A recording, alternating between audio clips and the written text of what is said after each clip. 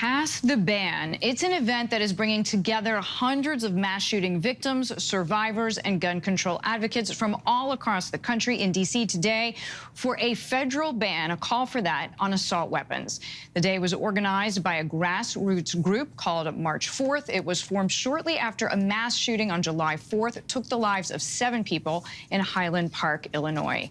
Ashbey Beasley and her son were at the parade when shots rang out. They did make it out safely. Now she's devoting her life to combating gun violence.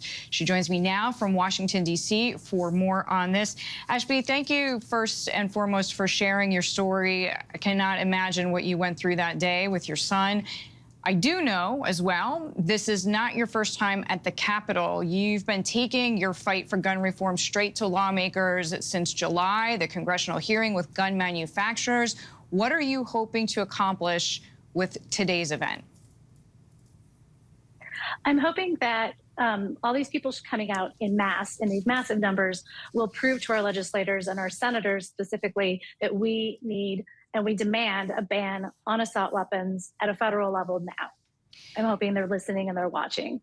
It's been almost 3 months since the shooting in Highland Park, and when we spoke with you this summer, you told us the mental anguish remained with you as the horrors for that day are still in your mind. How are you and your family coping today?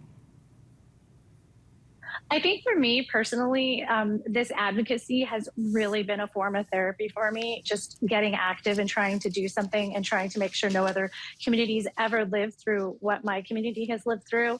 My son is currently in trauma counseling, and that is an everyday, we take it day by day. Every day is a new day, new feeling, new thought. I am sure your strength and your courage is amazing. And for your son, obviously, we wish him all the best in that therapy. Back in June, I did want to ask you about this because President Biden did sign something that was bipartisan Safer Communities Act. So this was the first major gun reform legislation in a generation. Now, that was before the shooting in your hometown. So what more can be done from a federal point of view? I'm sorry, I didn't hear that last part. I was going to say, what more can be done? If you were sitting down with President Biden today, even though that bipartisan bill for safer communities was passed, what needs to be added to that now to make gun reform change the lives for the better of every American? Right. So the Safer Community Act, I'm going to say, it was an excellent first step. It's important, it's historic, it's amazing. I'm really proud of our legislators for coming together and passing it. But there were some things in the bill that we would like to see, that many of us would like to see. Raising the age from 18 to 21 is something that a lot of Republicans were for, and it was not included in the bill.